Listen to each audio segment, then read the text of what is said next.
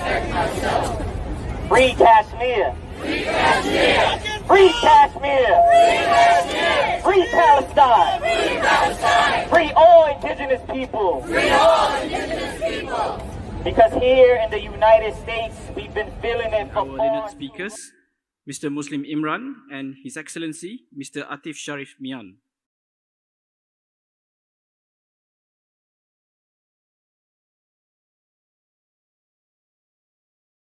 Before I read this draft of the declaration, let me just highlight to you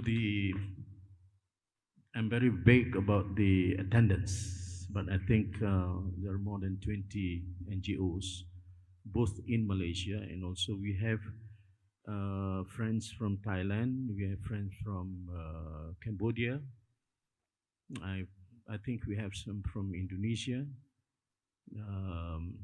we have somebody from Sri Lanka, I think. But whatever it is, this is a very diversified attendance and participants of the forum, and I think we are very happy to have this kind of attendance to give this impact. This declaration that I'm going to read to you will be there in the screen, so I will read through it, and of course there will be some ideas, proposals to add, subtract, or even amend.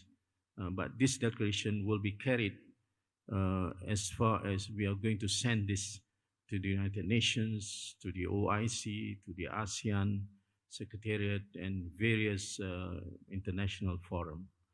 So the follow-up of this will be discussed by an action group that we have established, and we will do whatever to see that this document will be taken attention by all the authorities that are concerned.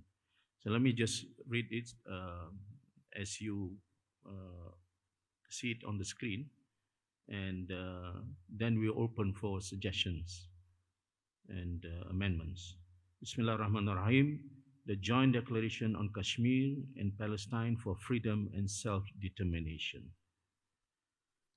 Noting that Kashmiris and Palestinians had to endure more than 70 years of occupation, denial, and violation of human rights by foreign occupiers, fully aware that the UN has passed resolutions that reaffirm that both Kashmir and Palestine are occupied lands, reasserting as Kashmiris have the right for self-determination, so do the Palestinians must be given the right of return to their own lands, recognizing that both Kashmiris and Palestinians are victims of foreign occupation planned and maneuvered by the British.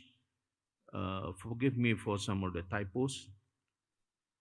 Aware that the Hindutva by India and Judaization by Israel are both aimed at cultural and religious genocide against the people of both Kashmir and Palestine, realizing that the resistance for freedom by Kashmiris against Indian forces and Palestinians against Israel's Zionist occupiers are legitimate struggles that should be supported by international communities, affirming the growing solidarity expressed for Kashmiris are heartening, as is the solidarity for Palestinian struggle, fully recognizing that the India and Israel alliance is clear, and the ongoing siege of Kashmir is the translation of years of colonizing agenda of India on the disputed territory of Kashmir.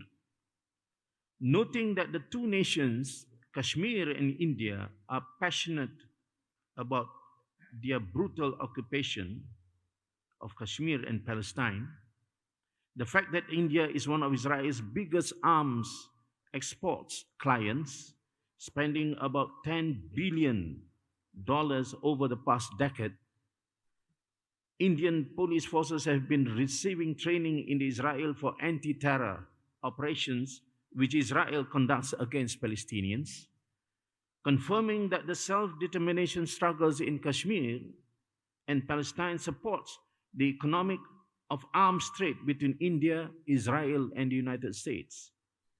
Aware that the aggressive religious nationalism of Zionism and Hindutva are neutral shared security interests, Kashmiri and Palestinian quest for self-determination are legitimate demands. We declare on Kashmir, number one, demand all the Indian troops to withdraw from Kashmir and return the territory to normality and the security lockdown, right to free movements of all Kashmiris. Through a decade of armed struggle against the Indian state, Kashmiris are faced against almost 1 million military personnel in the region Jammu and Kashmir. Number two, condemning the savage response of the Indian state to the Popular People's Movement by using the pellet guns, a weapon banned in many countries, was used to blind and maim hundreds from a 1-year-old child to the elderly, while the dead and injured on daily basis, these numbers continue to rise. Number three, torture, rape, sexual violence, and forced disappearance, extrajudicial killings are widespread in Kashmir and it must end. These human rights violations are intricately linked to the denial of political sovereignty for Kashmiris. Number four, demand all political detainees, including 30,000 youth, be released immediately. Number five, we salute and stand in solidarity with Kashmiris who protest against the Indian state and call for azadi, or freedom. And the last one, number six, Narendra Modi was denied a visa to the US in 2005, alleged responsibility over the mass murder of Muslims in Gujarat, and he was nicknamed the Butcher of Gujarat, comes from that 2002 event, now the Butcher of Kashmir. With the BJP regime under Modi, he must bear full responsibility on the barbaric actions by the Indian troops against the Kashmiris. On Palestine, number one, we demand the right of return for all Palestinians must be rendered unconditionally. Number two, all Palestinians detainees by the Israel must be released, especially the underaged. Number three, the Jewish settlements on Palestinian lands must be dismantled, and they must return the lands to the Palestinians, and all destroyed properties must be compensated. Number four, 2 centuries of oppression by Israeli prime ministers and now Benjamin Netanyahu, like his predecessors, can be named the Butcher of Palestinians, as he presided over the brutalities of Gaza, in the West Bank, intrusions and violence in the Al-Aqsa. We demand him to take full responsibility on the atrocities inflicted on the Palestinians. Number five, the agenda to Judaize Baitul Maqdis and Masjid Al-Aqsa by the Zionist Israel must be resisted, and all Muslim countries must unite to oppose it. All Israel troops in the Al-Aqsa Mosque and in East Jerusalem must be withdrawn immediately. Number six, we denounce the deal of the century concocted by Donald Trump as a peace deal for the Palestinians. There can be no compromise on the right of return for Palestinians. Number seven, we demand the pronouncements of Jerusalem as the capital city of Israel, and countries intending to move their embassies to Jerusalem should revert their decisions. Number eight, we demand specifically the siege on Gaza must immediately be dismantled and the necessary financial need to rehabilitate and rebuild Gaza guaranteed. Number nine, the UN inquiry must firmly lay the weight of the charge of war crimes on Israel in line with the laws on human rights and crimes against humanity.